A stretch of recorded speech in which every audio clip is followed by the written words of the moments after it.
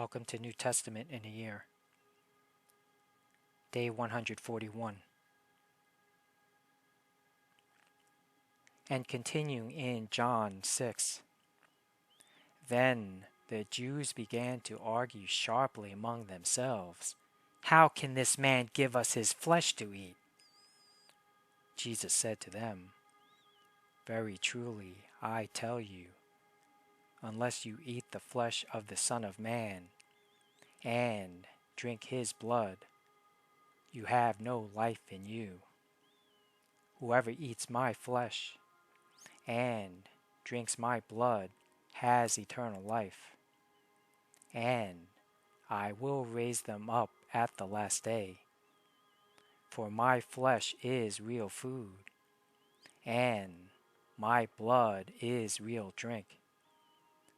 Whoever eats my flesh and drinks my blood remains in me, and I in them. Just as the living Father sent me, and I live because of the Father, so the one who feeds on me will live because of me. This is the bread that came down from heaven. Your ancestors ate manna and died.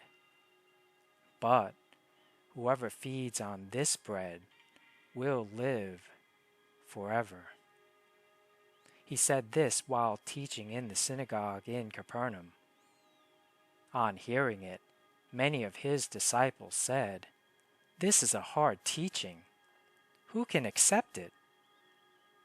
Aware that his disciples were grumbling about this, Jesus said to them, "Does this offend you? Then, what if you see the Son of Man ascend to where he was before? The Spirit gives life. The flesh counts for nothing. The words I have spoken to you, they are full of the Spirit and life. Yet, there are some of you who do not believe."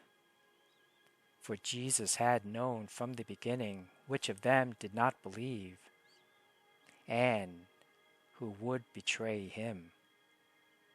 He went on to say, "This is why I told you that no one can come to me unless the Father has enabled them." From this time, many of his disciples turned back and no longer followed him. "You do not want to leave too, do you?" Jesus asked the 12. Simon Peter answered him, "Lord, to whom shall we go? You have the words of eternal life. We have come to believe and to know that you are the Holy One of God." Then Jesus replied, "Have I not chosen you, the 12? Yet one of you is a devil."